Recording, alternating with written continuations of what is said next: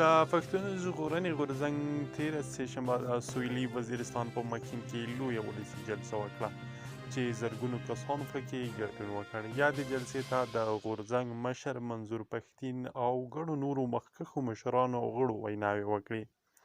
د پښتون وایس د ډېرو قدرمنو لیدونکو السلام علیکم، وخت مو بخیر، ستړي مه شئ. ستاسو پام راوړم تازه مهم او عاجل خبر ته.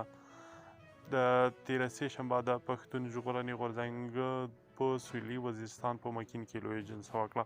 غورځنګوالو وویل دا جلسې په افغانستان او پښتونخوا کې د روانې ترهګرۍ پر ضد د احتجاج لپاره رابللې.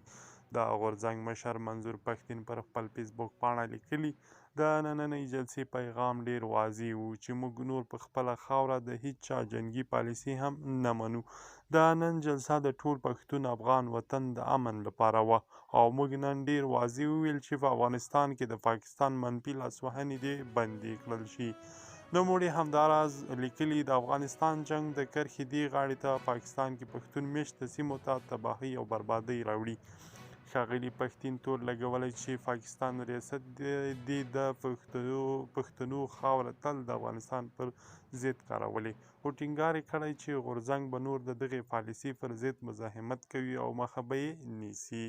په تېرو 2 میاشتو کې افغانستان کې د امنیتي وضعیت خرابېدو سره ګڼو افغان سیاستوالو او همداراز د ډیورنډ کرښې غاړې ته د غورځنګ په ګډون د ځینو نورو سیاسي ډلو مشرانو پاکستان ته د ملامتۍ ګوته نیولې. افغان حکومت تور لګوي چې په روانه جګړه کې ګڼ شمېر پاکستاني وګړي د طالبانو په لیکو کې جنګېږي او پاکستان د دې چارې مخه نه ده نیولې. د پښتون ژغورنې غورځنګ یو مخکښ او د پاکستان د قومي اسمبلۍ غړی محسن داوړ څه موده مخکې د پارلمان غونډې ته وویل که د پاکستان په ښارونو کې د افغان طالبانو په ملاتړ لاریونونه کیږي او شعارونه ورکول کیږي نو بیا دې پاکستان حکومت د افغان مشرانو پر سختو نیوکو نه خفه کیږي. افغان طالبان بیا په خپلو لیکو کې د بهرنیو جنګیالیو شتون خبره بیا رد کړې ده. د پاکستان حکومت هم په دې لړ کې د افغان چارواکو نیوکې رد کړي دي او ټینګار کوي چې دوی د افغان سولې بهیر کې په صادقانه توګه همکاري کوي.